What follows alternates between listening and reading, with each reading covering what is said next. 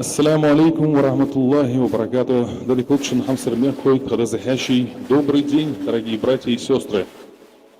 السلام عليكم ورحمة الله وبركاته الإخوة والأخوات الحضور الكريم أهلا وسهلا بكم في هذه المرحلة التي سنبين فيها الفائزين بهذه المسابقة ذكرى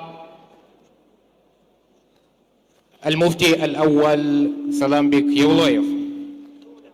Дорогие гости, досточтимые шейхи, зрители и участники конкурса, мы все с вами присутствуем на церемонии награждения победителей международного конкурса чтецов Корана памяти первого муфтия Ингушетии Евлоева Сулумбека Шахботовича. Буквально вчера в этом прекрасном зале прошел финальный этап конкурса, который помог выявить из числа его участников самых умелых и самых талантливых. الضيوف الأعزاء العلماء الأجلاء المتسابقون الكرام، قد اجتمعنا اليوم لتكريم الفائزين بجائزة إنغوشيا الدولية للقرآن الكريم ذكرى مفتي إنغوشيا الأول الشيخ سلام بك يولويف. وقد شهدنا بالأمس ها هنا المرحلة النهائية للمسابقة والتي أفرزت عن الأمهر والأقوى. Церемония награждения победителей международного конкурса чтецов Корана памяти первого муфтия Ингушетии Сулумбека Евлоева объявляется открытой. وها نحن نعلن فعاليات هذا الحفل الكريم.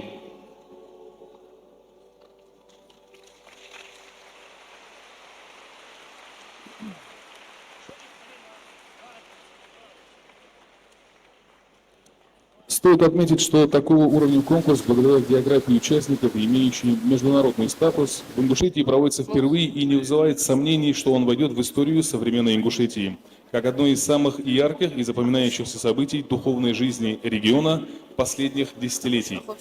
ومما يجدر التنبيه إليه أن هذه المسابقة نظرا إلى جغرافية المشاركين فيها هي الأولى من نوعها في جمهورية إنغوشيا، ولا شك أنها ستنتقش في تاريخ وطننا كأروع حدث على مدار العقود الماضية. Позвольте представить наших почетных гостей, которые озарили нашу республику, этот конкурс своим присутствием. دعونا نرحب بالضيوف الفخريين الذين نوروا إنغوشيا بحضورهم. Почетный гость из Арабской Республики Египет, глава департамента ФЕТФ Дома ФЕТФ Египта, досточтимый доктор Ахмад Мамдух Саад. الضيف الفخري من جمهورية مصر العربية رئيس قسم البحوث الشرعية بدار الإفتاء المصرية فضيلة الدكتور أحمد ممدوح سعد. Почетный гость из города Казани, известный ученый шафийского масхаба, досточтимый доктор Сейф Али Аль-Асри. الضيف الشرفي من مدينة قازان عالم فقه على المذهب الشافعي فضيلة العلامة الدكتور سيف علي العصري. Почетный гость из султаната Оман, председатель жюри, известный чтец Корана, шейх Хаза Аль-Балуши. الضيف الشرفي من سلطنة عمان رئيس لجنة التحكيم القارئ المشهور فضيلة الشيخ هزاع البلوشي. Почетный гость из Сирийской Арабской Республики, член жюри, шейх Абдурахман Сулейман. الضيف الفخري وعضو لجنة التحكيم من جمهورية سوريا العربية الشيخ عبد الرحمن سليمان. Почетный гость из лучезарной Медины, известный чтец Корана и исполнитель нашидов, шейх Ахмад Ан-Нуфайс. الضيف الشرفي من المدينة المنورة القارئ والمنشد المشهور فضيلة الشيخ أحمد النفيس. Почетный гость из лучезарной Медины, известный чтец Корана, шейх Раат Аль-Курди.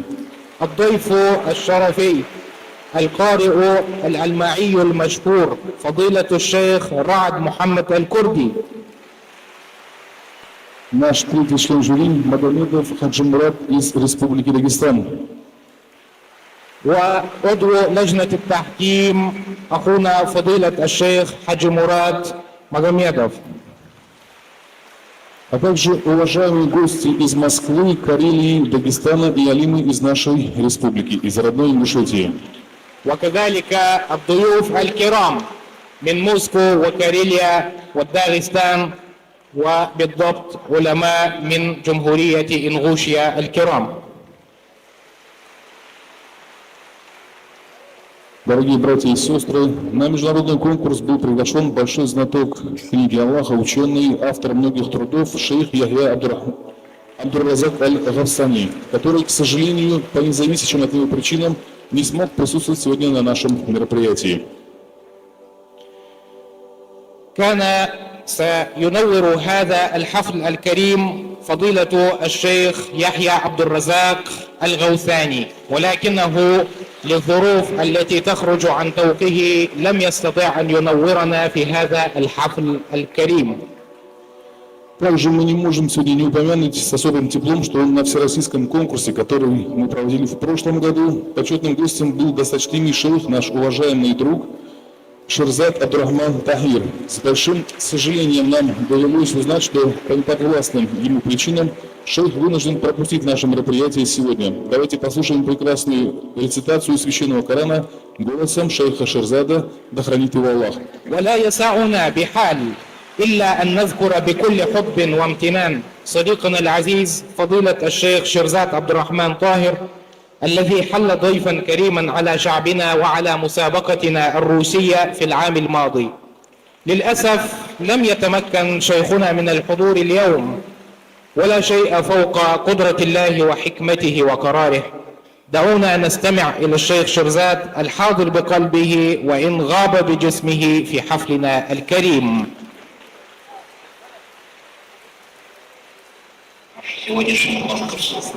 أعوذ بالله من الشيطان الرجيم.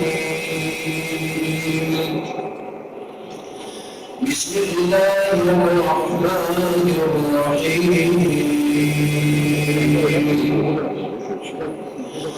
يا أيها الذين آمنوا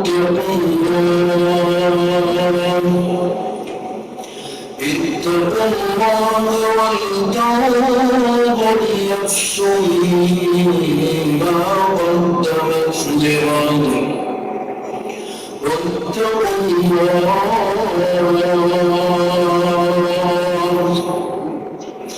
إن الله خبير بما تعملون. لا يستوي أصحاب النار وأصحاب الجنة. أصحاب الجنة هم الفائزون. لو أنزلنا هذا القرآن على جبل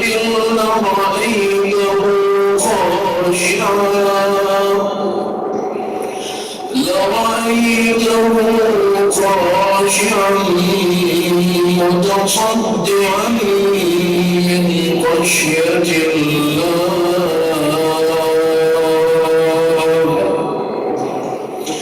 وتلك الأمثال نضربها للناس لعلهم يتفكرون.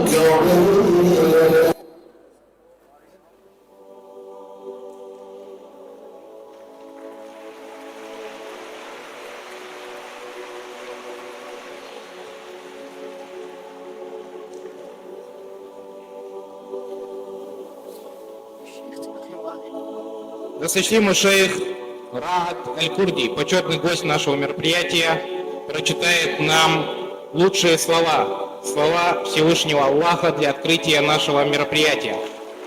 فضيلة الشيخ رعد الكردي يفتتح هذا الحفل الكريم بصوته العذب وبما تيسر له من آي الذكر الحكيم، فليتفضل مشكورا. تقبل منا ومنكم صالح الأعمال يا رب.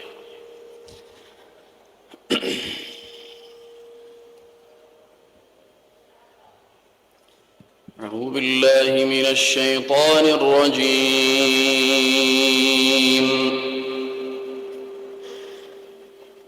بسم الله الرحمن الرحيم.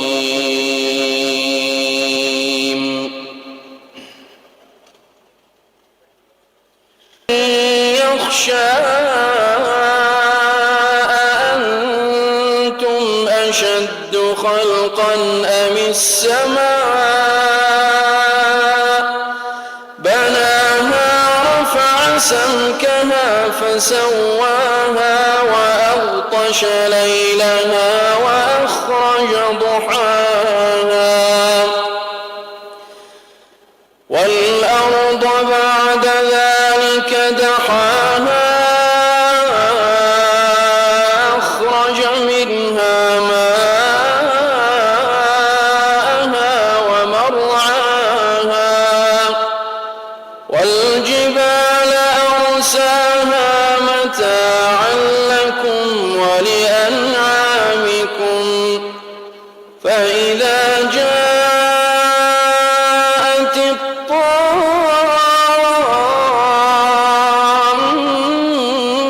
الكبرى يوم يتذكر الإنسان ما سعى وبرزت الجحيم لمن يرى فأما من طغى وآثر الحياة الدنيا فإن الجحيم هي المأوى وأما من خاف مقام ربه ونهى النفس عن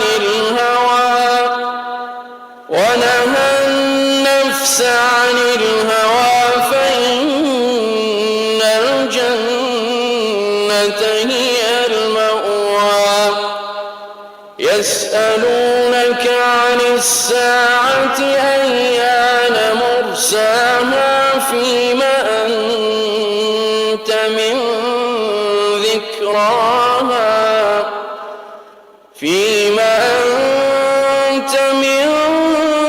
ذكراها إلى ربك منتهاها إنما أنت منذر من يخشاها كأنهم يوم يرونها لم يلبثوا إلا عشية أو ضحاها. جزاكم الله خير.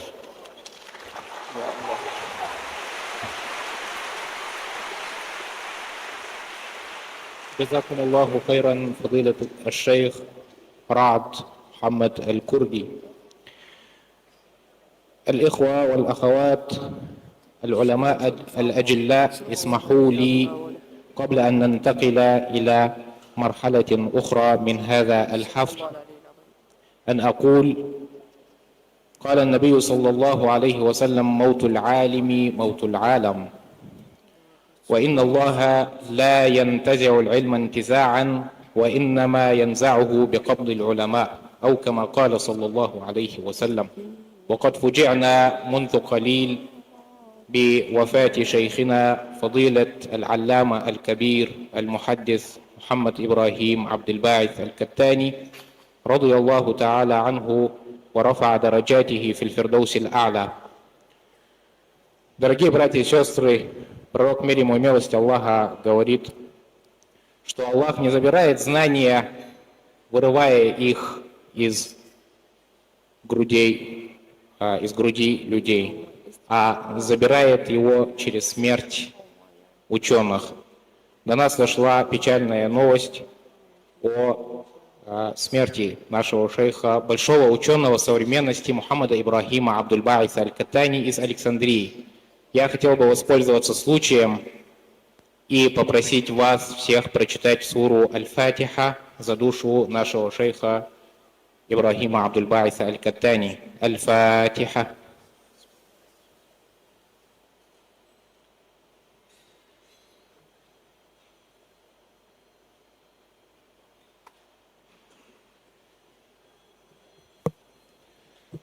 Хотим напомнить, что мы прямо сейчас идет прямая трансляция нашей встречи на YouTube-канале Вошел ТВ и на сайте alquranmagas.ru. Зрители нашего стрима мы также от души приветствуем.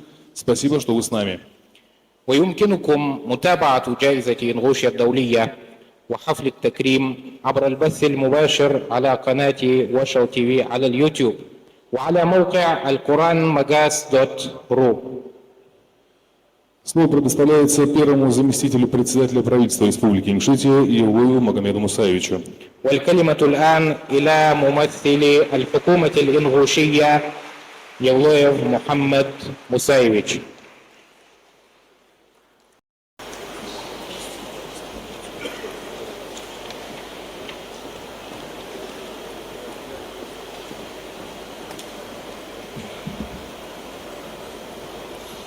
Assalamu alaikum wa rahmatullahi wa barakatuh. Daldi kolşuna hamsır mekkoy, hamsır haşi.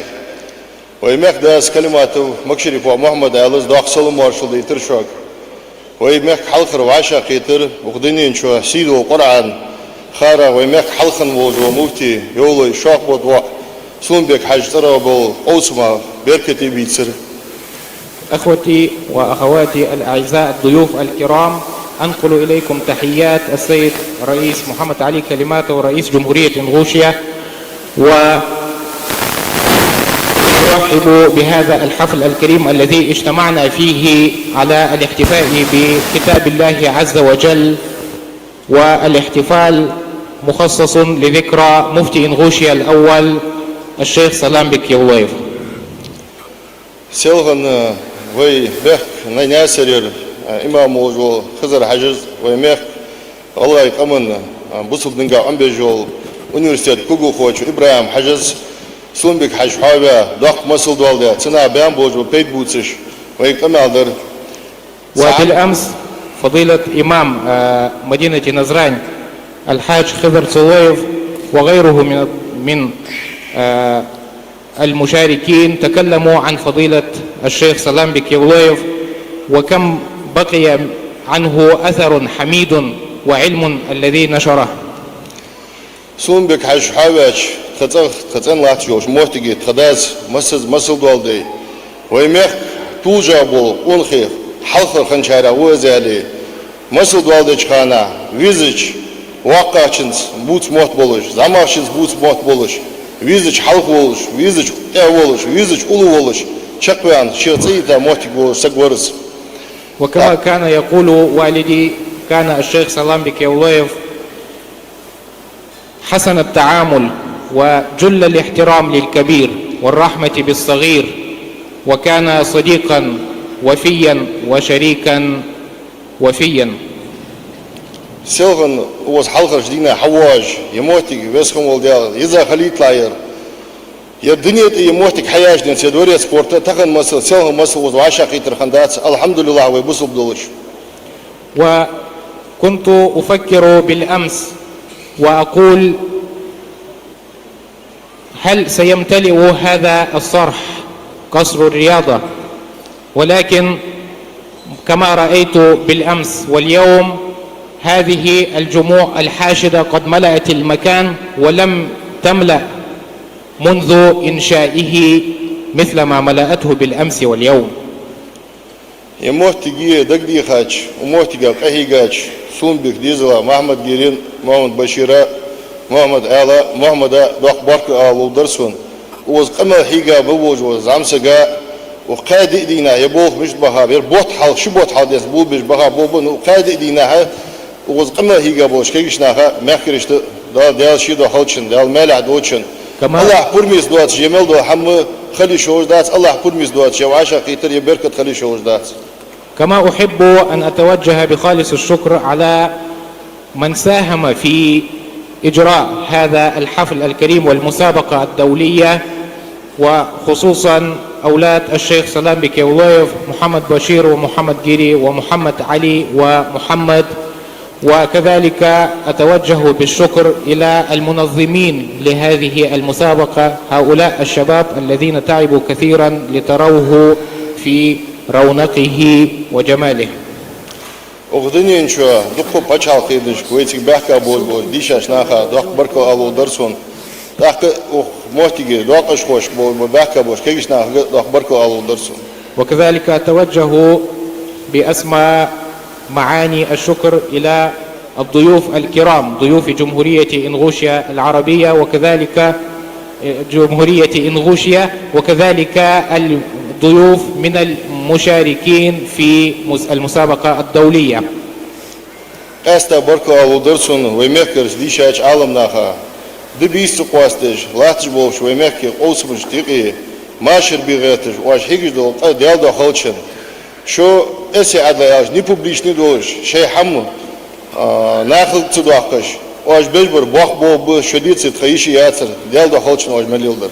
وكذلك أتوجه إلى كل من يساهم في جمع كلمة هذا الشعب الذين ينشرون الخير ويسعون لجمع الكلمة واتحاد الصف في هذا الشعب، جعله الله في ميزان حسناتكم. Dal yasin gulumuş kıs khalboy mek dal şi barça boboy dal şi ahtu boqalboy. Amin. Allahu ekber. وفقنا الله لمثل هذه الأعمال في المستقبل وجمع كلمتنا وبارك فيكم. Слово предоставляется полномочному представителю председателя Духовного управления мусульман Российской Федерации в СКФО Аказиеву Рашиду Яхьяевичу.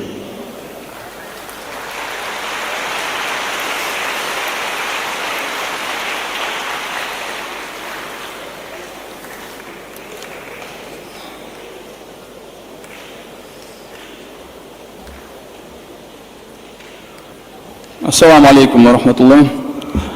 Разрешите зачитать вам приветствие председателя Духовного управления мусульман Российской Федерации муфтия шейха Равиля Гайнуддина. اسمحوا لي أن أقرأ لكم الكلمة من رئيس إدارة المسلمين في روسيا الاتحادية.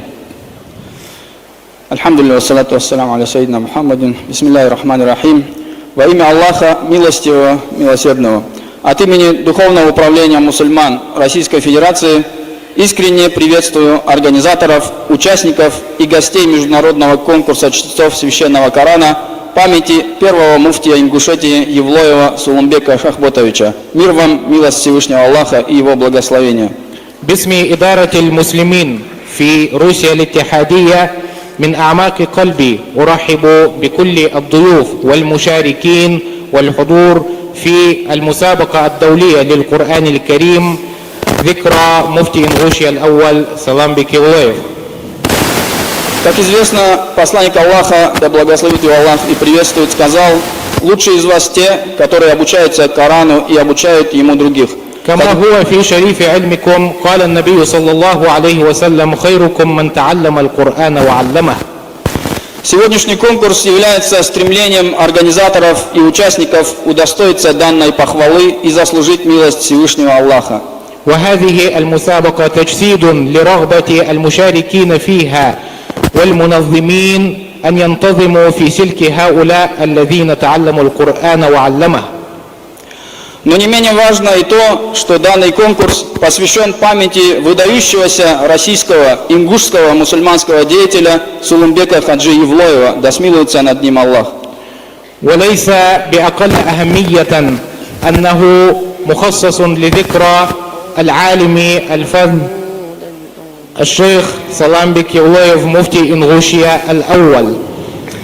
Жизненный пример Сулумбека Хаджи является ярким образцом истинного имама и настоящего религиозного деятеля, который в самые суровые и неблагоприятные для религии времена вел невероятно активную деятельность на пути Аллаха, обучал религиозным наукам и занимался строительством и восстановлением мечетей. حياة الشيخ Саламбек Евлоев تمثل حياة عالم بارز ورجل دين الذي كرس حياته لنشر تعاليم الدين وإنشاء المساجد في أحلك اللحظات وتحت الحظر على أنشطة دينية جميعا. Сулумбек Хаджи Евлоев, да смилуется над ним Аллах, был не просто активным мусульманским деятелем и лидером, но он был еще и успешным в достижении поставленных целей, что удавалось во времена воинствующего атеизма далеко не каждому имаму и муфтию. الشيخ سلام بك يولويف كان إلى جانب كونه عالم دين نشيط كان ناجحا في توصيل معالم الدين ومعارفه في ظل الحظر وفي ظل الإلحاد المتغطرس الذي كان يسود في وقته. Даже знакомство с краткой биографией Сулумбека Хаджи Евлоева поразило нас его необыкновенной энергией, целеустремленностью, мужеством и преданностью исламу. والتعرف على شيء يسير وجانب من حياته كان كفيلا لنا أن نعرف كم كان طموحه وكم كانت طاقته في خدمة الدين.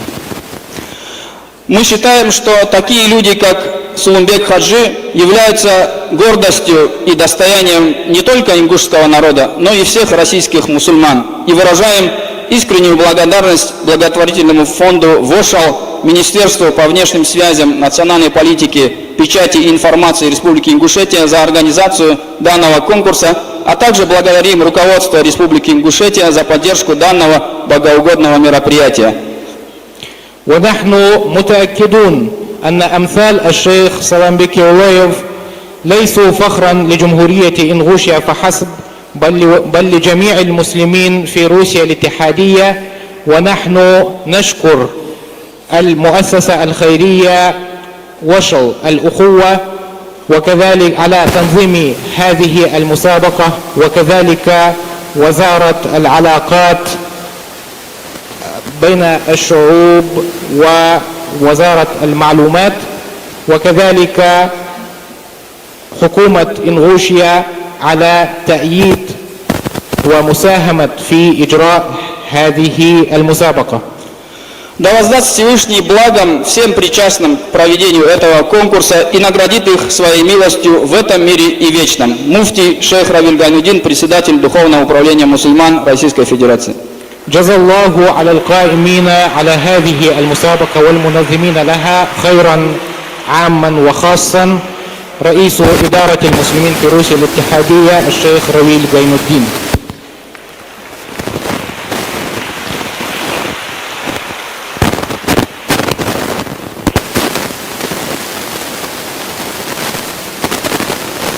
Дорогие друзья, многие из тех, кто почтил нас своим присутствием, являются хранителями Корана, достойно несущими знамя книги Аллаха, перенятой ими от своих праведных предшественников.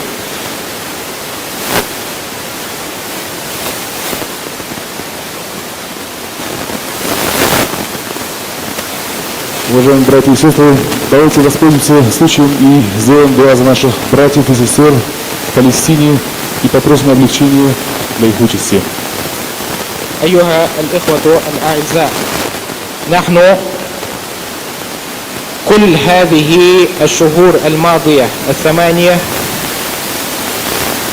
نتعلق بأشقائنا وإخواننا في فلسطين الذين يتعرضون لصنوف من القهر والظلم على يد الكيان الصهيوني الغادر الغشيم الذي لم يسبق من قام بما قام به من المجازر. ونحن ندعو الله سبحانه وتعالى ونرفع أكف الضراعة إلى المولى عز وجل داعين ومبتهلين مع فضيلة مولانا الشيخ سيف العصري، فليتفضل بالدعاء مشكورا.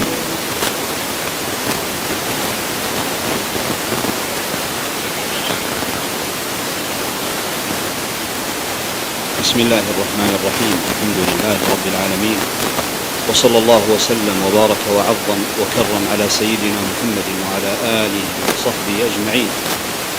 اللهم إنا نسألك يا الله يا من مقاليد السماوات والأرض بيدك، يا من مصير الخلائق بيدك، يا من أنت على كل شيء قدير وكل شيء عندك يسير، نسألك يا رب العالمين فرجا عاجلا عن إخواننا في فلسطين. اللهم انصرهم وأيدهم واحفظهم وتولهم. اللهم اكس عاريهم وأطعم جائعهم وآوي مشردهم. اللهم كن لهم في كل نائبة ونازلة ومدلهمة. اللهم أنت ربنا وملجأنا وملاذنا. نسألك ونتوجه إليك أن تفرج عنهم فرجا عاجلا يا رب العالمين ويا أرحم الراحمين.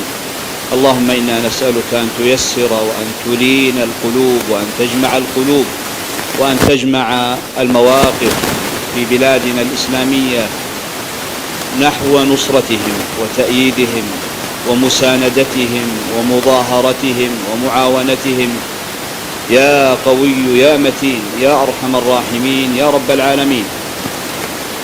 كما نسألك وأنت الله الذي لا إله إلا أنت أن تجعل هذه المسابقة وما سمعنا فيها من كتاب الله عز وجل وما تلي فيها من الآيات العظيمات المباركات أن تجعل ذلك وسيلة لنصرة إخواننا في فلسطين. اللهم اجعل بركة هذا القرآن تعود عليهم بالنصر والتأييد. اللهم اجعل بركة هذا القرآن وما سمعناه من كتابك العظيم الذي أنزلته شريعة مطهرة باقية إلى يوم الدين أن تجعل ذلك نصرة لهم يا أكرم الأكرمين. ونسألك أن تحفظ من غوشيا قيادة وشعبا وأن توفقهم لما تحبه وترضاه. وبارك في القائمين على هذه المسابقة واحفظهم وأيدهم وبارك لهم في القرآن واجعل بركة القرآن تعم أرجاء هذه البلاد واجعلهم منورين بكتابك العظيم مهتدين بسنة نبيك الكريم مستمسكين بهذه الشريعة الغراء قائمين على ما تحب وترضى في الظاهر والباطن في الأقوال والأعمال والنيات إنك جواد كريم يا أرحم الراحمين ويا أكرم الأكرمين. وأن تبارك في اللجنة المحكمة وفي الطلاب الذين تسابقوا ومن لم ينجح نسأل الله عز وجل له النجاح في الأيام المقبلات والنجاح الحق ونجاح النجاح بين يدي الله عز وجل. فنسألك اللهم أن تبيض وجوهنا يوم تسود وجوه. اللهم أقبل بقلوبنا عليك وخذ بنواصينا إليك أخذ الكرام لديك. اللهم إنا نسألك أن تجعلنا من أهل الزلفى لديك. اللهم لا تردنا خائبين ولا تجعلنا من بابك مطرودين. كلنا يا رب العالمين. اللهم تولنا في جميع شؤوننا. اللهم ألف بين قلوبنا. اللهم أصلح شأننا. اللهم إنا نسألك أن تبارك فينا وفي أزواجنا وذرياتنا واغفر لآبائنا وأمهاتنا والطف بنا في الدنيا والبرزخ والآخرة واجعلنا صحبة حبيبك المصطفى ونبيك المجتبى الرحمة المهدى والنعمة المسدى سيد الأولين والآخرين حبيب رب العالمين سيدنا محمد وعلى آله وصحبه أجمعين. وارض اللهم عن خلفائه الراشدين أبي بكر وعمر وعثمان وعلي واجعلنا من المستمسكين بهديهم والسائرين على طريقتهم. اللهم وانفحنا بنفحاتك وعمنا برحماتك واجعلنا من أهل ولاياتك يا أكرم الأكرمين ويا أرحم الراحمين. والحمد لله ظاهرا وباطنا والحمد لله أولا وآخرا والحمد لله جعلها الله نورا لنا في قبورنا ونورا لنا في حشرنا ونشورنا ونورا لنا حين نلقى ربنا ونورا لنا حين نسير إلى مواطن القرب والزلفى في جنات النعيم. والحمد لله رب العالمين. وصلى الله وسلم وعظم وكرم على سيدنا محمد والحمد لله رب العالمين.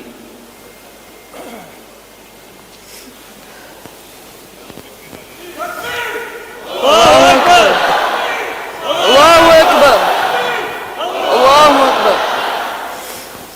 Дорогие друзья, многие из тех, кто посетил нас своим присутствием, являются хранителями Корана, достойно несущими знамя книги Аллаха, перенятой ими от своих праведных предшественников. Организационным комитетом был подготовлен для вас перевод видеоролика Международной академии Корана в городе Шарджа. Внимание на экран. كثير من الضيوف الكرام الذين شرفونا اليوم من جملة حملة كتاب الله تعالى يحملون رايته بأمانة كما تسلموها من سلفهم الصالح. المنظمون لهذه المسابقة أعدوا لكم ترجمة مقطع الفيديو من إعداد الأكاديمية الدولية للقرآن الكريم في شارجة.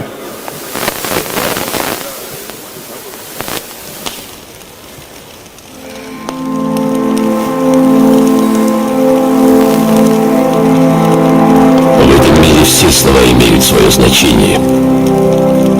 Некоторые несут большую ценность, чем другие. Но эти слова невозможно оценить. Они повествуют о нашей истории, о нашем пути, о нашей цели. Это не просто слова, которые передают, а доверенное, нести которое возложили на нас. Ради них мы отдали все, что могли. Нашу память, наши жизни, наши сердца. Мы записали их на дереве, мы вырезали их на камне, мы высекли их в сердцах. Дабы эти слова оставались подлинными, чистыми, дающими свои плоды каждый раз. Нам свидетельствовали все эти бумаги и перья,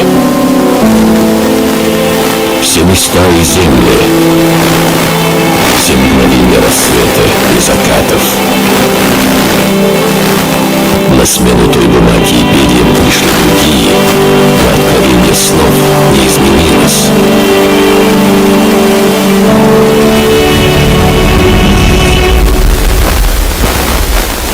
Мы пересекли океаны, горы, пустынные дюны. Мы защитили их с повелениями спаславшего от любого искажения. Мы шли, переполняемые, движимые светом, чтобы донести их до всех уголков земли. Ибо это наша первостепенная миссия, наше великое наследие, наше ценное сокровище.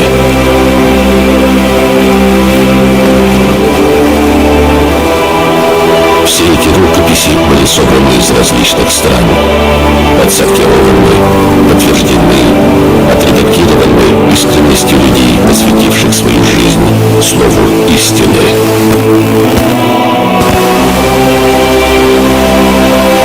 Это их усердие, продолжавшееся веками.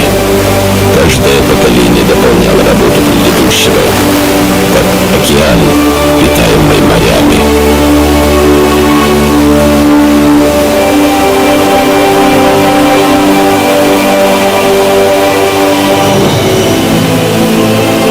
А с появлением новейших средств и современных технологий мы начали копировать оригиналы этих рукописей с искренностью, заботой и любовью, что привело к еще большему распространению этого послания. И мы сегодня имеем доступ к нему из любой точки этого мира. Но мы никогда не забываем, откуда к нам пришли эти слова. Как мы забыли и усердие тех, кто потратили свои жизни, донося их до нас. Их наследие до сих пор живет среди нас. И вот мы сегодня продолжаем то, что начали наши предшественники и понесли их последователи, отдавая все наши силы и подчиняя все наши профессиональные и технические возможности, чтобы сохранить это великое наследие, чтобы поведать миру историю нашего величия, сформировавшую нашу самобытность.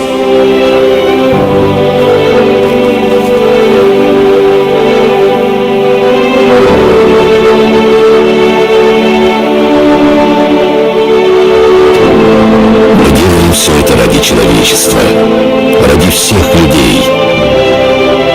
И потому что это послание, касающееся нас всех.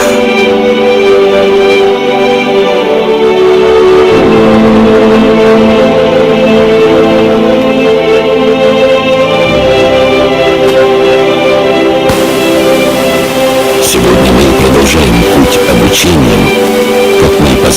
сотни лет назад.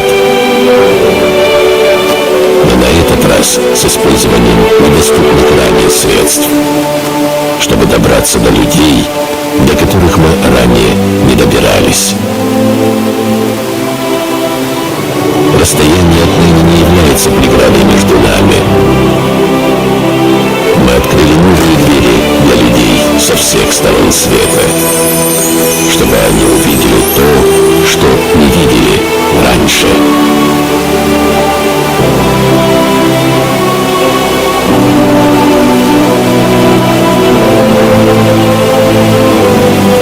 Аяты этого послания высечены в истории и дают тебе почувствовать величие их откровения, находясь в их сене. Аяты, которые отправляют тебя в путешествие за давнюю историю и говорят словами Творца Святого Велик. Откровение было нашим началом и продолжит быть нашим наставлением. Мы ответственны за это послание и продолжим нести его миру, дабы озарить землю светом небес.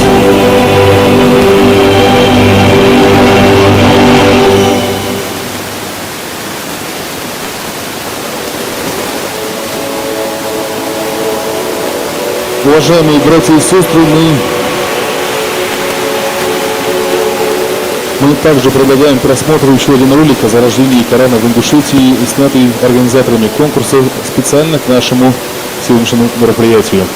ضيوف الكرام ندعوكم إلى مشاهدة هذا المقطع من إعداد المنظمين لهذه المسابقة تحت عنوان ولادة أنوار القرآن الكريم في إنغوشيا.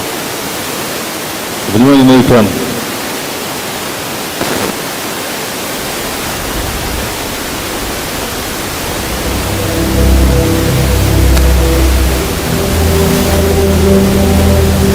Историки Ингушетии выдвигают разные версии относительно того, когда же именно взошло солнце Корана над нашим краем, когда же именно свет ислама озарил нашу прекрасную горную страну. Но не вызывает сомнений, в его многовековой истории не было и не будет события, сравнимого с ним по своей значимости и духовной ценности. И весь путь Священного Писания, пройденный им с нашим народом с первых дней своего появления на ингушской земле, свидетельствует о том, что ингуши в полной мере осознают цену доверия, оказанного Создателем своей милостью, обратившего весь наш народ в свою истинную веру. Когда слово Аллаха дошло до ингушей, трудоемкая и ответственная работа по составлению канонического варианта Фуркана была уже давным-давно завершена нашими праведными предшественниками и единоверцами. Наша задача состояла лишь в том, чтобы распространять его удивительное содержание, обучать ему новые поколения и, самое главное, претворять его заветы в жизнь. Жизнь ингушей в горах, где народ спасался от бесчисленных атак захватчиков и завоевателей, стремясь сберечь себя от полного физического истребления и сохранить сокровенность, не была легкой. О каком благоденствии можно говорить, живя на голых скалах?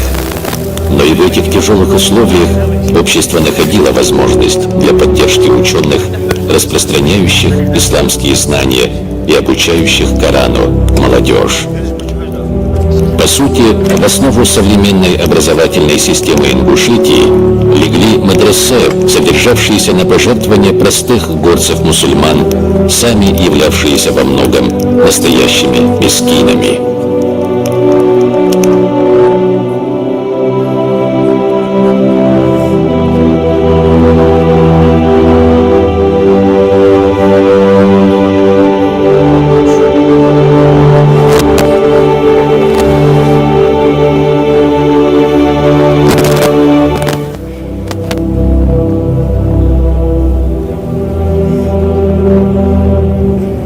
Спустя небольшое время, как ингуши обрели ислам, страна, частью которой в силу исторических обстоятельств стал наш народ, начала насаждать идеологию атеизма. всех российских верующих, вне зависимости от исповедуемой религии. Многие представители духовенства поплатились жизнями за нежелание отказаться от своих убеждений и главной жизненной миссии – распространение религиозных знаний, а значит, распространение Корана. Откликом на репрессии со стороны простого народа явились еще большее уважение и почитание к ним за непреклонность и преданность идеалам религии. В феврале 1944 года, когда ингуши подверглись тотальной депортации и были выселены в Среднюю Азию, нередки были случаи, когда в спешке, собираясь в дальнюю и пугающую неизвестностью дорогу, наши достойные предки, вместо того, чтобы позаботиться о еде и теплой одежде, просто хватали томик Корана и считали, что главного они точно не забыли.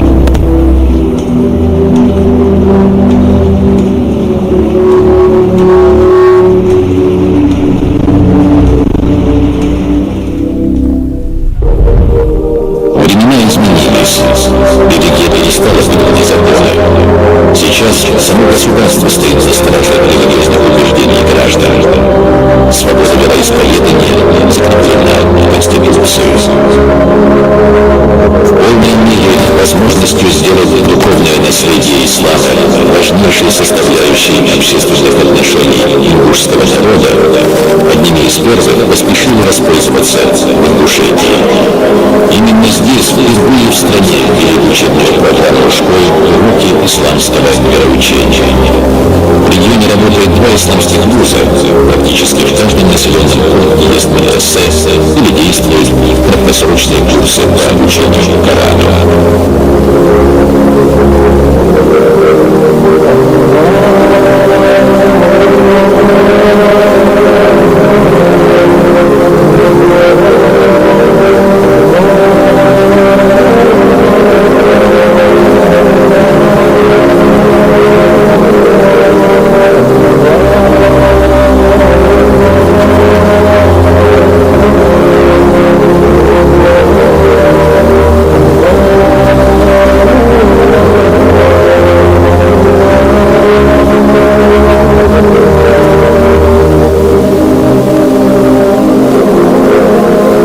Благословенный путь Корана к сердцам наших соплеменников, хвала Аллаху, продолжается.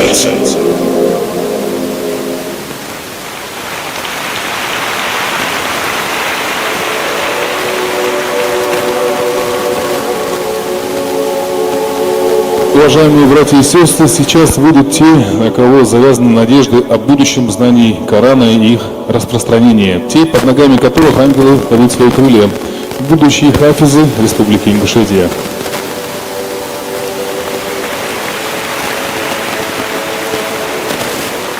أيها الإخوة والأخوات، سترون أمامكم الآن معقد الأمل في حمل أنوار الوحي الشريف في بلادنا، الجيل الجديد ومستقبل الشعب ومشروع حملة كتاب الله تعالى في إنغوشيا. رحبوا معنا.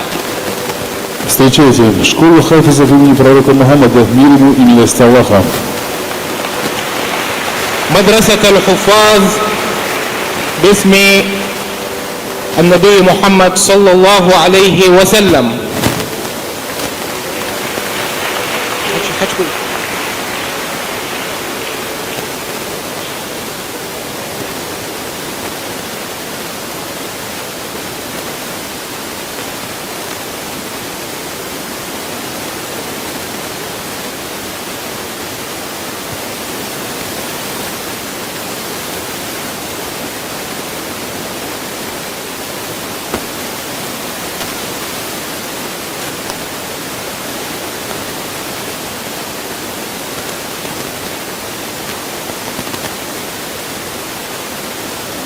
Дорогие братья и сестры, Как мы не раз отмечали, наш конкурс посвящен памяти первого муфти Ингушетии Евлоева Суланбека Шахботовича. И перед тем, как начать церемонию награждения победителя, хотелось бы показать вам небольшой ролик про жизнь Суланбека Моллы.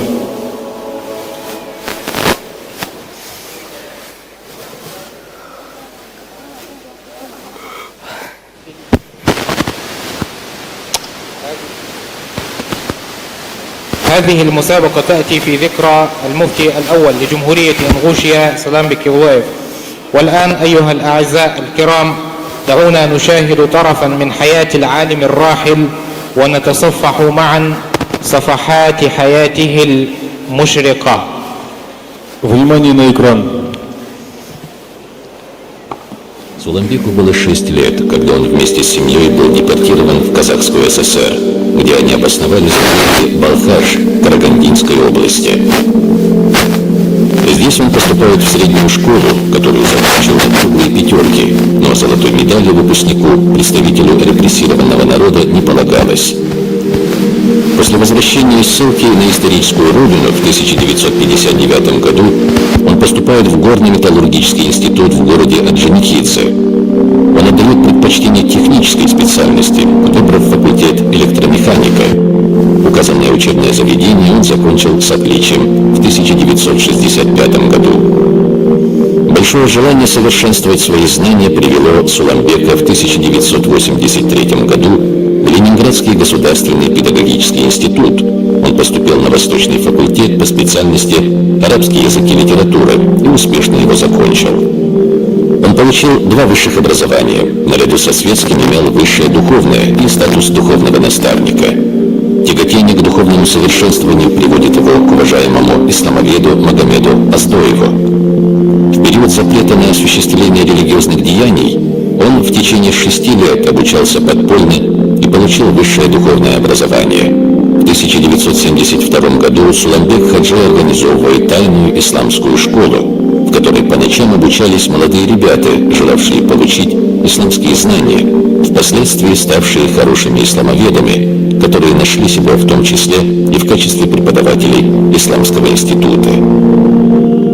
Это было богоугодное дело, но в те далекие 70-е годы приходилось через каждые 2 суток менять место обучения, так как эти занятия были под запретом и наказуемы. Ислам – религия физической и духовной чистоты. В ней нет ничего незначительного. В исламе все важно. Самое большое желание построить мечеть и науки. Он стал первым муфтием Республики Ингушетия, являлся одним из самых образованных мул. Ему были присущи принципы взаимопонимания, терпимости, сострадания, поддержки. Февраля 2008 года Суламбека Хаджи не стало. Он умер в четверг и был похоронен в пятницу в селе Али-Юрт после обеденного намаза. В памяти народа останется первая мечеть в Назране, дело его рук, избрание его первым муфтием республики, благотворительность, проповедническая деятельность и многие другие дела. Суламбек прожил достойную, богатую событиями жизнь, прошел по пути, предначертанному Всевышним, главным своим предназначением считая служение Аллаху. Истинная ценность любого дела измеряется по его итогам.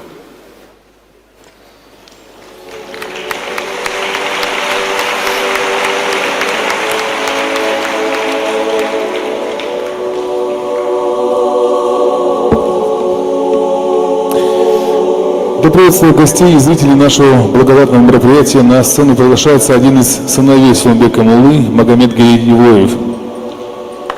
دعونا نستمع إلى كلمة ابن الملا سلامبك يولايف محمد جيري يولايف، فليتفضل مشكورا.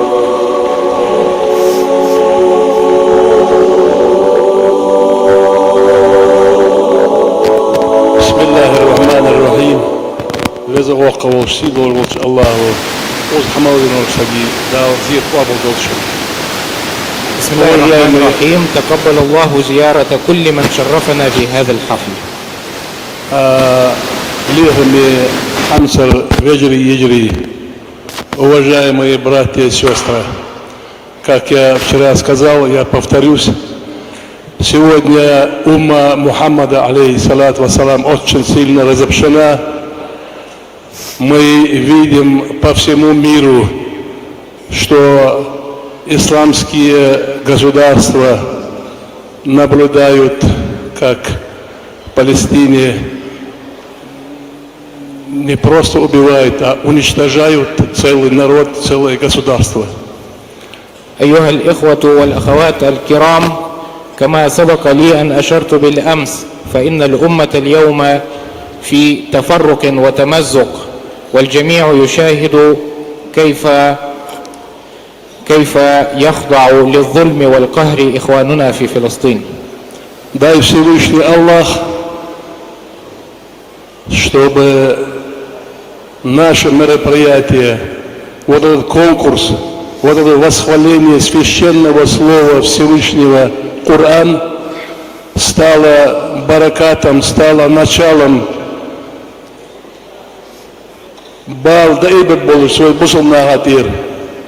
Бусулнах, дәргиш динентек бусул патшалқиныш, бусулнах, тағын чоопы yoqqi бусул патшалқиныш, дүниен чоқ. Авиация yoluş, armi yoluş, ekonomik yoluş, tağın suğulqa barı hejиш, dal haqla dojdu, qamyaldırıl soğ, hadeşamı duatış. Azvin barguş müdidihan, vezi vaqwa sidolgoç Allahu, tağın oz deşiş dojdu Kur'an, sidolgoç Allah'a berkat dağlı, Allah'a ve şiye, busulnaha yıqibart bob. نسأل الله تعالى أن يجعل هذه المسابقة وهذا الاحتفاء بكتاب الله تعالى سببا تحل ببركته الألفة بين المسلمين وتتحد صفوفهم وتجتمع كلمتهم، فنحن نرى اليوم عدم الاتحاد وعدم الألفة بين الشعوب والدول الإسلامية ذات الجيوش والعتاد، ولكن عدم الاتحاد وعدم جمع الكلمة يجعلهم غير قادرين على نصرة إخوانهم.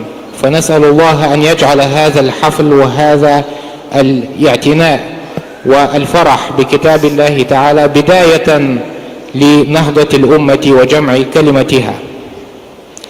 اشت غزي واقع ورسيد ورج الله ويمخك وغيمخك وزدياء أصلين شوح مصر الوا بصلصك تحقيق تقواستوش تأشوش المجش خو مصر الراجي بيزش خو يا الله برد بالله وغيمخك يا الله ديان تأشوش الحلقر والكيش ولج أز القرآن بركة شدين برد بالله وغيمخك بإذن ديال.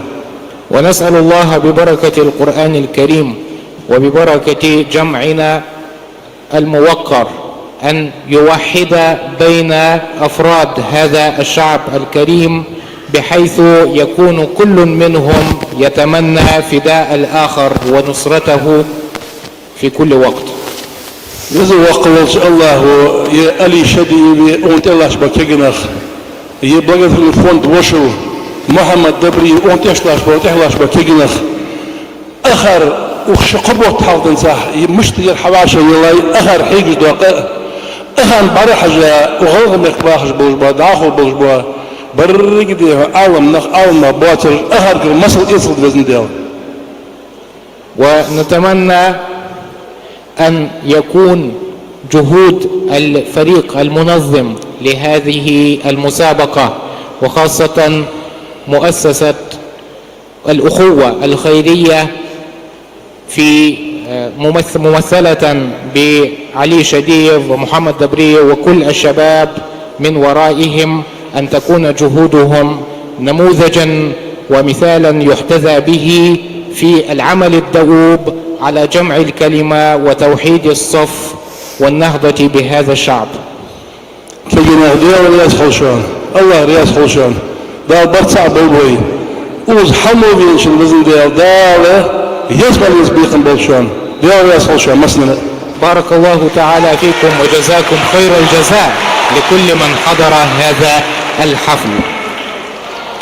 والآن إخوتي وأخواتي الكرام الأفاضل، حان وقت صلاة العصر حسب التوقيت المحلي، ويرفع الأذان على مسامعكم المتسابق الشيخ حمزة علاء شوشة من جمهورية مصر العربية.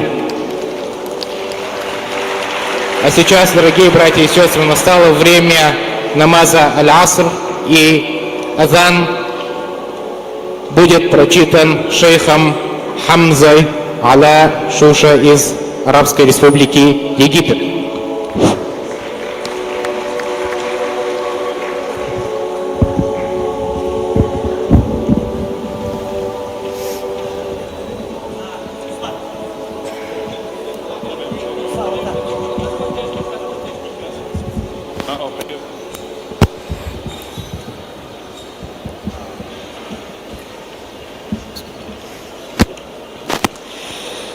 الله أكبر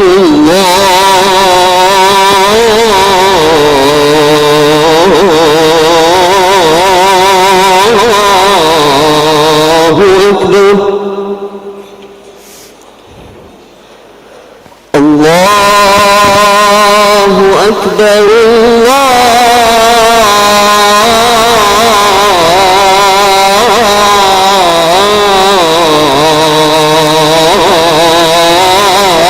الله أكبر أشهد أن لا إله إلا الله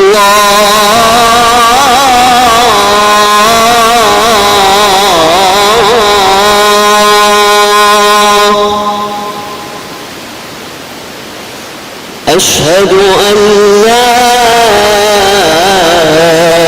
إله إلا الله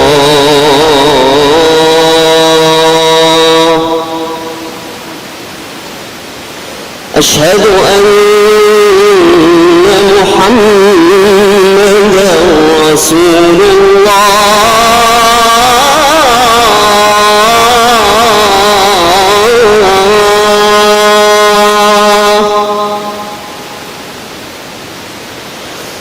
أشهد أن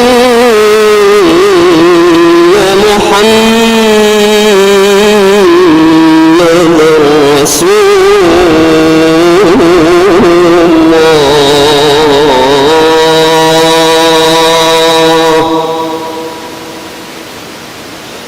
حي على الصلاة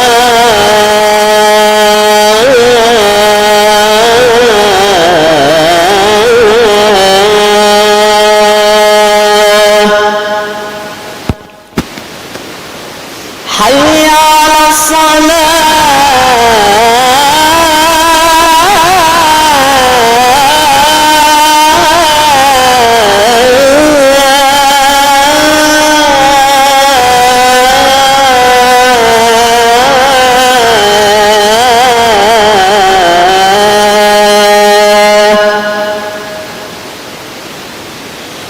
حي على الفلاح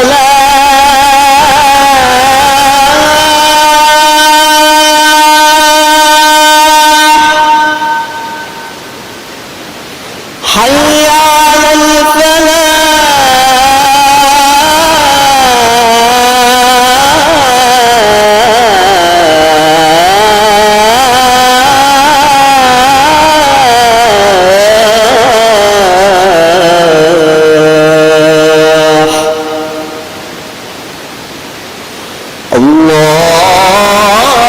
الله أكبر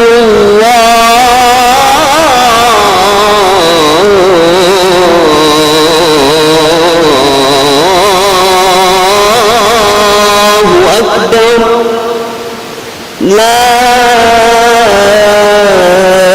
إله إلا الله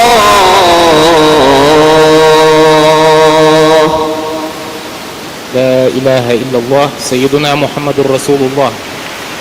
اللهم رب هذه الدعوة التامة والصلاة القائمة آت سيدنا ومولانا محمد الوسيلة والفضيلة والشرف والدرجة العالية الرفيعة وابعثه اللهم المقام المحمود الذي وعدته وارزقنا شفاعته يوم القيامة.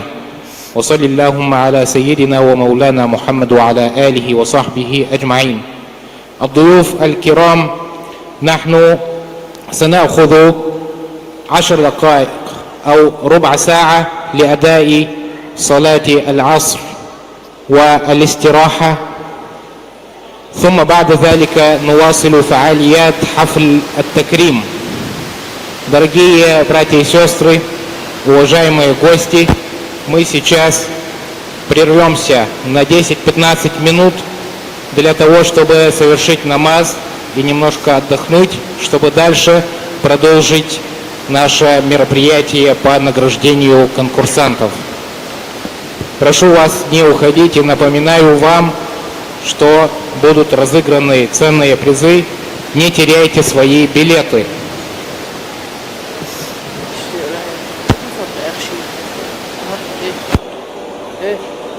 ميكروفون اخر شيء غالي غالي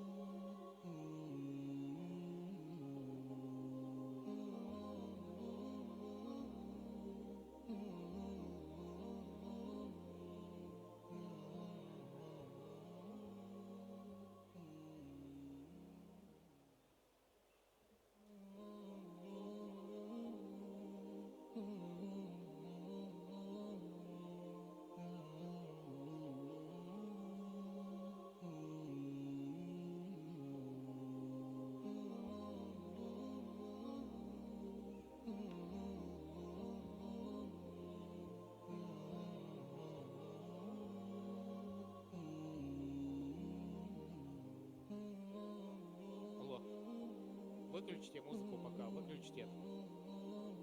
Люди намаз делают, выключите.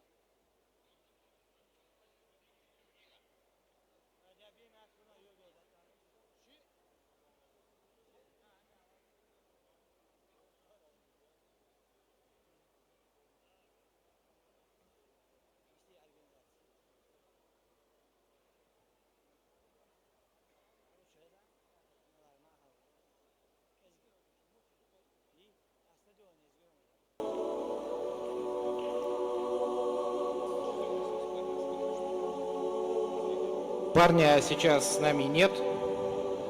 Ну а мы продолжаем и предоставляем слово гостю из Казахстана, Дүйсенбину Жалдасу, основателю онлайн-школы Global Tajweed, приглашенному для перевода книг по таджвиду и арабскому языку на ингушский язык. والآن الكلمة إلى الضيف من كازاخستان دويسенبин Жалдас, المؤسس لمدرسة أونلاين Global Tajweed، والذي هو من المدعوين لترجمة الكتب في التجويد واللغة العربية إلى اللغة الإنغوشية. وكذلك Бурсултанов Мухаммад. Ассаляму алейкум ва баракату. Приветствую всех, кто пришел на это мероприятие. أرحب بكل من حضر هذا الجمع الكريم، В особенности наших уважаемых шейхов. وخاصة شيوخنا الأجلاء. Я бы хотел в первую очередь обратиться ко всем родителям здесь, потому что родители здесь наблюдают такое великое дело, как заучивание благородного Корана.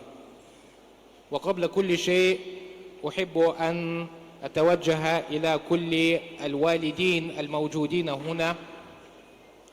И то, что ваши дети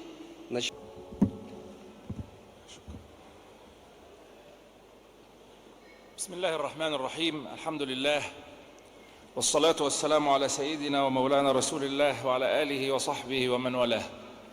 Именем Аллаха, милостивого милосердного, мир и благословение Аллаха нашему господину посланнику Аллаха, его сподвижникам и всем потомкам. تختلف علي المشاعر في الحقيقة وأنا في هذا الحفل الكريم. Меня одерживают на самом деле смешанные чувства, находясь на этом мероприятии. فبين شعور بالفخر وبين شعور بالانكسار وبين شعور بالتوجه إلى الله سبحانه وتعالى أن يعيد العلم إلى والقرآن والاهتمام بالعلم والقرآن إلى ربوع هذه البلاد. Между чувствами гордости, а также между чувствами грусти. И моля Всевышнего Аллаха для того, чтобы Всевышний Аллах распространил и возвеличил знания Корана и Сунны на этой земле. القرآن الكريم في منظومة العلوم الإسلامية يعتبر مقصد المقاصد. Священный Коран в системе исламских знаний считается самой главной целью. كل العلوم تمهد العقل لكي يصل إلى المحطة الأخيرة وهي فهم كتاب الله. Все науки подготавливают разум человека для того, чтобы он был способен к пониманию священного Корана. والأحاديث النبوية قد بيّنت فضل حامل كتاب الله والمعتني به. И хадисы пророка, мир ему и милость Аллаха, объяснили степень и достоинство несущего Коран и знающего его. فمن ذلك قول النبي صلى الله عليه وسلم من قرأ القرآن فإن له بكل حرف حسنة لا أقول ألف لام ميم حرف بل ألف حرف ولام حرف وميم حرف. Из того, что пришло от посланника Аллаха, мир ему и милость Аллаха, хадис, в котором говорится, что пророк, мир ему и милость Аллаха, сказал: кто прочитает одну букву из книги Аллаха, то ему запишется за это благодеяние. И я не говорю, что алиф, лам, мим – это одна буква. Нет, алиф – буква, мим, лам – буква и мим – буква, сказал посланник Аллаха. وقوله عليه الصلاة والسلام أهل القرآن هم أهل الله وخاصته. И слова пророка, в которых он говорит, люди Корана – это люди Аллаха и его избранники. وقوله عليه الصلاة والسلام يؤتى بقارئ القرآن يوم القيامة فيقال له اقرأ ورتل وارقى ورتل كما كنت ترتل في الدنيا فإن منزلتك عند آخر آية تقرأها. Также хадис пророка, в котором говорится, что чтеца Корана приведут в день суда и скажут ему: читай, рецитируй, подобно тому, как ты рецитировал Коран при жизни. Воистину, твоя степень в райских садах будет там, где ты остановишься, на последнем аяте, на котором ты остановишься. وقوله عليه الصلاة والسلام خيركم من تعلم القرآن وعلمه. Также слова пророка, в которых он говорит: лучший из вас тот, кто обучался Корану и обучал ему других. وحفظ القرآن الكريم من أجل القربات وأعظم ما تنفق فيه الأوقات.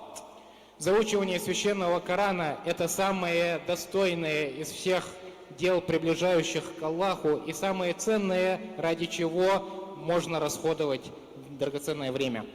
وقد ورد في بعض المرويات الحديثية أن الإهاب يعني الجلد الذي يحوي القرآن الكريم لا تمسه النار.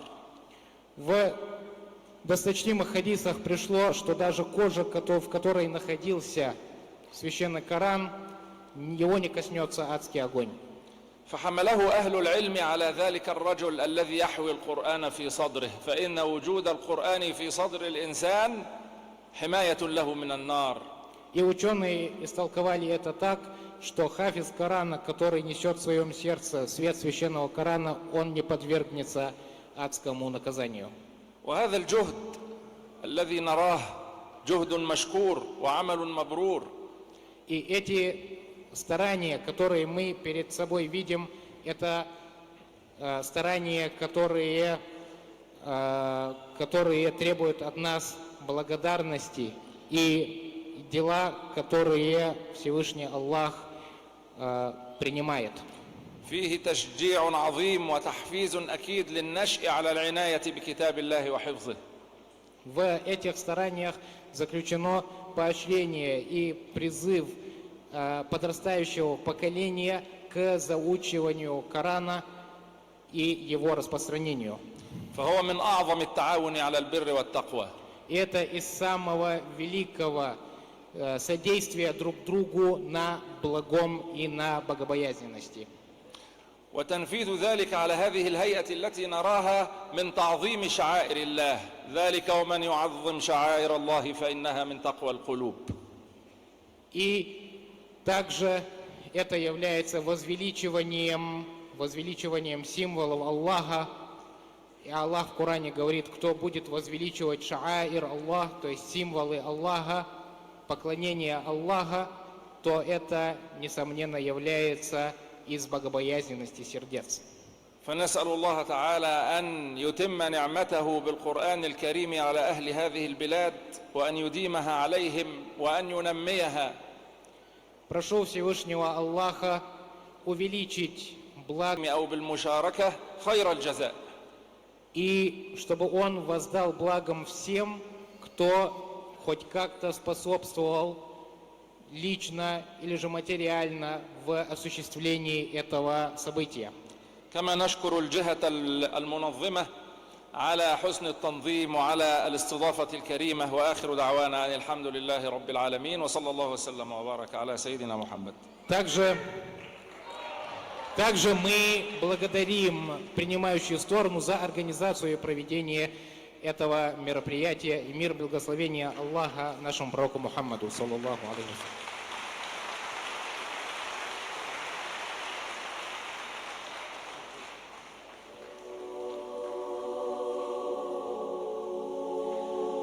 Слово предоставляется известному ученому современности шафиитского мазхаба, досточтимому доктору Сейфу бин Али аль-Асри.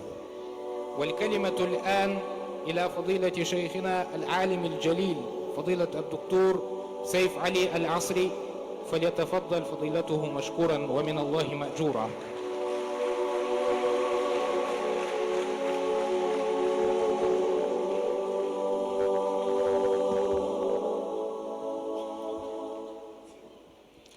بسم الله الرحمن الرحيم. الحمد لله رب العالمين، وصلى الله وسلم وبارك وعظم على سيدنا محمد وعلى آله وصحبه أجمعين، وبعد. Именем Аллаха Милостивого Милосердного, хвала Аллаху Господу миров, мир и благословение нашему Господину Пророку Мухаммаду, его сподвижникам и семейству, а затем. قال الله عز وجل عن هذا الكتاب: كتاب أنزلناه مبارك. Всевышний сказал об этой книге: книга, которую мы ниспослали, благословенная. ولأنه مبارك فإن الله عز وجل كما جاء في الحديث الصحيح يرفع به أقواما. И так как она является благодатной книгой, то, как пришло в хадисе, Всевышний Аллах посредством нее поднимает некоторых людей в степени. التالي لهذا الكتاب العظيم ينبغي له أن يتلمس أثناء تلاوته هذه الرفعة. И читающий эту священную книгу должен чувствовать во время своего чтения эту возвышенность. فلينظر هل تلاوته لكتاب الله تعالى تحقق له ما قال عنه النبي صلى الله عليه وسلم: إن الله يرفع بهذا الكتاب أقواما. И пусть он подумает, является ли чтение им священного Корана тем чтением, о котором сказал пророк, мир ему и милость Аллаха, что оно возвышает некоторых людей. وهذه الرفعة بكتاب الله على نوعين. И это возвышение посредством книги Аллаха является двух видов. رفعة في الدين ورفعة في الدنيا. Возвышение в религии и возвышение в мирской жизни. لا تقتضي إحداهما الأخرى. И из каждого из них не вытекает непременно другое. فقد يرفع به أعني بهذا الكتاب المبارك أقوام في الدنيا ويخفضون في الآخرة. Некоторые люди могут быть возвышены посредством Корана в этой жизни, но в день суда они будут унижены. كما جاء في الحديث عن النبي صلى الله عليه وسلم أن أول من تسعر به النار رجل قرأ القرآن وأقرأه ولكنه لم يفعل ذلك لوجه الله تعالى فيقال له: كذبت، إنما فعلت ليقال قارئ. В хадисе пророка, мир ему и милость Аллаха, говорится, что в день суда приведут человека, который будет читавшим и обучавшим Корану других людей, и будет сделавшим это, то есть он делал это не ради Аллаха, и ему скажут: ты лжешь. فهذا الكتاب عظيم القدر رفيع المنزلة. И эта книга, она с очень высокой степенью. والرفعة الحقيقية هي أن يرفع العبد عند الله تعالى. И истинное возвышение – это возвышение в степени перед Всевышним Аллахом. أن يرفع بهذا الكتاب من ظلمات الجهل إلى نور العلم. Чтобы эта книга возвышала из тьмы невежества к свету знаний. وأن يرفع من ظلمات الغفلة إلى بركات الذكر. И возвышала из тьмы забвения к свету поминания Аллаха. وأن يرفع من قبح الكفر والبدعة إلى نور التوحيد والسنة. И чтобы этот Коран возвышал человека из тьмы и некрасот, неверия и беда к свету имана и сунны. وأن يرفع من قبيح الأفعال والأخلاق إلى جميلها ورفيعها وحسنها. И чтобы он возвышал человека из непристойных и дурных качеств к самым возвышенным и прекрасным. أن يخلع عن نفسه رداء الكبرياء والكبر والغرور والعجب إلى الانكسار بين يدي الله تبارك وتعالى. Чтобы он вывел его из состояния гордыни, кичливости и заносчивости к свету покорности, к свету уважительности и скромности. فيعرف للقرآن حرمته في جنح الليل والظلام. И чтобы он знал святость священного Корана, даже если находится посреди ночи. كما ينبغي أن يكتسي بثوب القرآن عند الزحام واختلاطه بالناس. И чтобы он был одет в одеяние Корана, то есть одеяние достойных качеств Корана, находясь среди также людей. فنسأل الله عز وجل أن يجعلنا من أهل القرآن. Просим Аллаха сделать нас из людей Корана. أوجه رسائل سريعة، أولها رسالة إلى القائمين على هذا الحفل ابتداء برئاسة هذه الجمهورية ثم بأبناء المفتي والإخوة المساعدين والمعاونين، فجزاكم الله خيرا على ما قمتم به.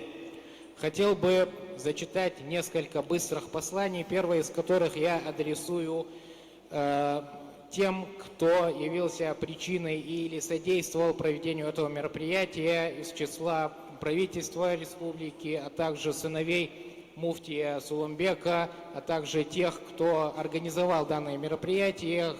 Да воздаст им Аллах благом. الرسالة الثانية للجنة التحكيم، جزاهم الله خيرا على تعبهم وجهدهم في خدمة القرآن وأهله.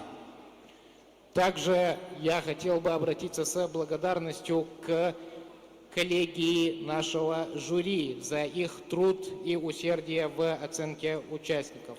والرسالة الثالثة للضيوف الكرام، سواء المشايخ الذين جاءونا من العراق والكويت ومصر الأزهر وجميع الإخوة والأحباب.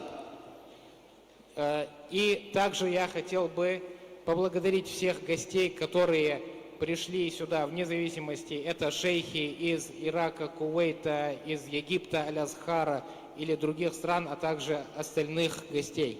والرسالة الأخيرة هي لهذا الشعب المبارك، شعب أنغوشيا، بعلمائه وقادته وكبار السن والنساء اللاتي تربي هذه الأجيال الكريمة على القرآن والعلم.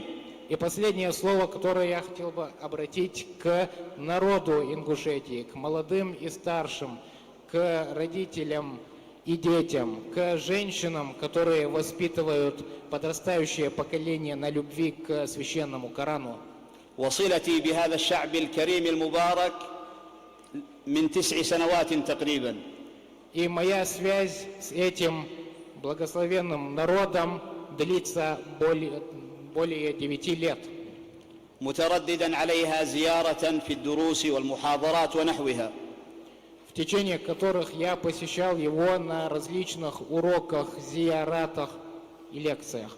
والآن عندنا مجموعة من أبناء هذا الشعب الأنغوشي الكريم يدرسون هناك في أكاديمية بلغار الإسلامية في مرحلتي الماجستير والدكتوراه. И сейчас у нас есть группа студентов из этой республики, которая обучается в Академии Булгара на магистратуре и докторантуре. فنسأل الله تعالى أن يوفقهم وأن يوفقكم جميعا، وأعتذر منكم لطول هذه الكلمة والحمد لله رب العالمين. Просим Всевышнего Аллаха даровать им успех и вам успех. Прошу прощения за длинную речь. Да воздаст вам Аллах благом.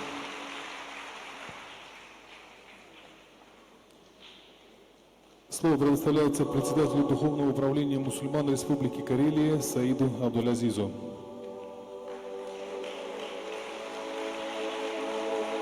الكلمة الآن إلى رئيس إدارة المسلمين في جمهورية كاريليا سعيد عبد العزيز.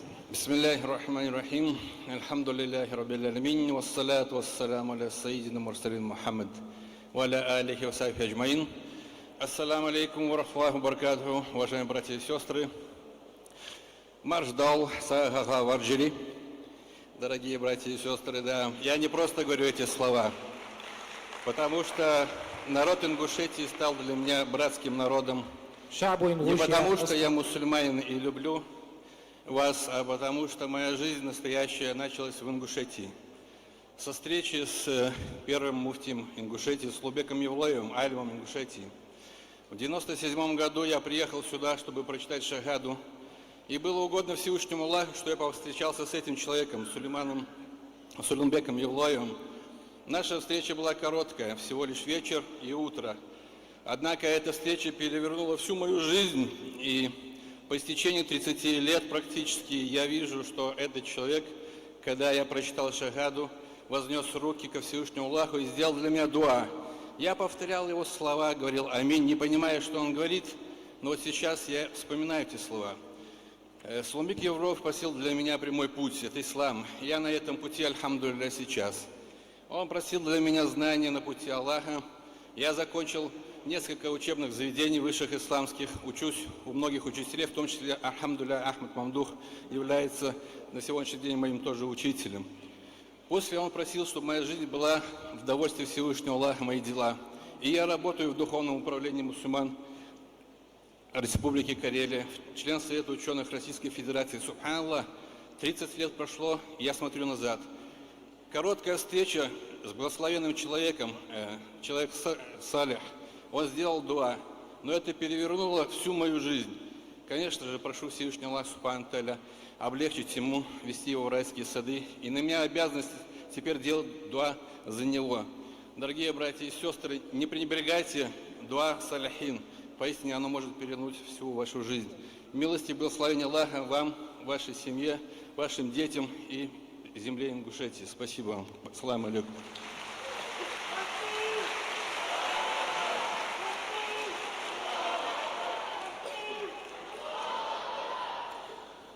Слово предоставляется уважаемому гостю, алиму, духовному наставнику из Республики Дагестан, город Дербент, Саидову Исамуддину Эфлединовичу. والكلمة الآن إلى فضيلة الشيخ عصام الدين أفندي من مدينة دربنت جمهورية داغستان الشقيقة المربي الروحي لأجيال كثيرة فليتفضل مشكورا.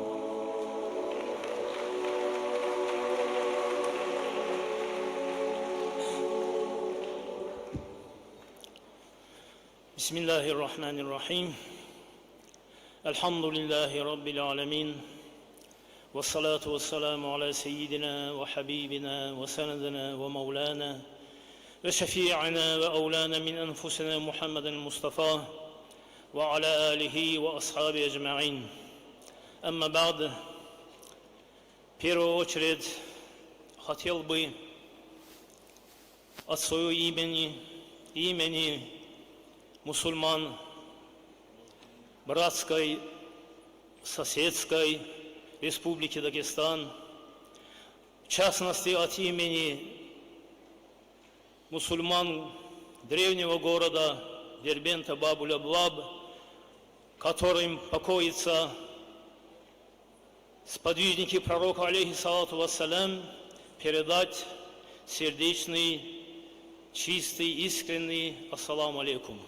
بادئ ذي بدء أود أن أنقل إليكم تحيات المسلمين وخاصة تحيات المسلمين من مدينة دربنت العتيقة التي هي أقدم مدن روسيا والتي هي مأوى صحابة النبي صلى الله عليه وسلم الكرام فمنكم إليكم أطيب التحيات والتسليم. Также в частности поприветствовать наших дорогих гостей, уляма-уль-кирам, приглашенные из наших братских мусульманских государств. И также попросить Аллаха Всевышнего, чтобы Аллах Всевышний дал им крепкое здоровье, благополучие, чтобы они могли на пути ислама трудиться во благо уммы. كما أود أن أشكر الحضور الكريم الضيوف الأعزاء من دول إسلامية مختلفة وأسأل الله تعالى أن يبارك في جهودهم وأن يكلل جهودهم بالنجاح ويرزقهم الصحة ليكونوا قادرين ليكونوا قادرين دائما على نشر العلم والنور. Также передать искренние пожелания, приветствия моему родному братскому народу Ингушетии, который является для меня домом. И я также думаю, что Дагестан, и в частности Дербент, является для них домом. وكذلك أود أن أعرب عن أحر كلمات التحية والتقدير لإخوتي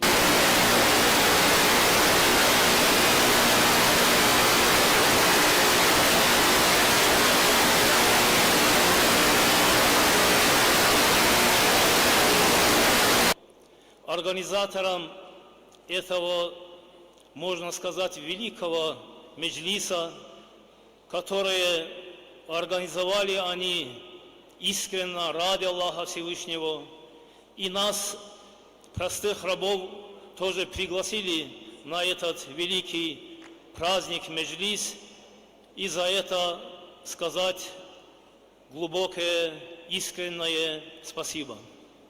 وأن أوجه أسمى آيات الشكر والتقدير للفريق المنظم لهذا المجلس العظيم في الحقيقة وأنهم وجهوا إلينا الدعوة الكريمة لحضوره فجزاهم الله خير الجزاء. В прошлый раз, когда у нас в прошлом году был этот же конкурс, он у нас был республиканский, и тогда были у нас пожелания, чтобы он стал международным, чтобы он был до киямата судного дня таким. وفي العام الماضي في المسابقة الروسية كنا تمنينا على الله ودعونا الله أن يجعلها مسابقة دولية فحقق الله لنا ذلك ونسأل الله أن يكون كل عام وعلى الدوام يكون. Иншаллах, он стал таким, каким мы сегодня видим. Он стал международным конкурсом, который собрал под нуром Корана разных мусульман из разных государств, из разных народов, наций, которые любят Коран, живут с Кораном и посвятили свою жизнь Корану. وقد كان كما تمنيناه مجلسا ومحفلا جامعا أناسا من دول ومجتمعات وشعوب مختلفة تحت راية أنوار القرآن الكريم الذي جمعهم جميعا على حبه. Также хотели бы пожелать тем, которые выбрали, целью поставили в своей жизни изучать, узнать, научить, стать носителями Корана, молодых наших братьев, чтобы они были искренними, стойкими и до конца своей жизни преданными этому Корану. وكذلك ندعو الله أن يجعل كل حملة القرآن الذين شاركوا في هذه المسابقة وغيرهم ممن سمعناهم أن يجعلهم مخلصين لله تعالى في كل ذلك وأن يعملوا عملا دؤوبا في نشر القرآن الكريم وأنواره في ربوع بلادنا.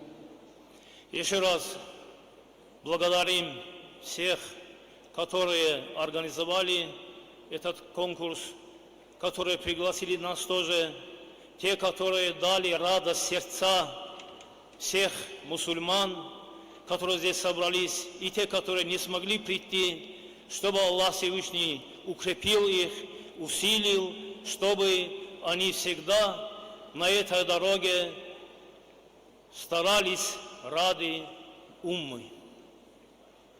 وكذلك نود أن ندعو الله سبحانه وتعالى لكل الحاضرين والغائبين من أمة سيدنا محمد صلى الله عليه وسلم أن يجتهدوا في نشر القرآن وأن يتعلقوا بالقرآن لتزداد أنواره في الأمة. وصلى الله على سيدنا وحبيبنا محمد وعلى آله وأصحابه أجمعين. السلام عليكم. Чтобы оказать уважение к книге Аллаха, которую сейчас выносят, чтобы мы посмотрели, мы просим вас оказать почет книге Аллаха и стоя встретить.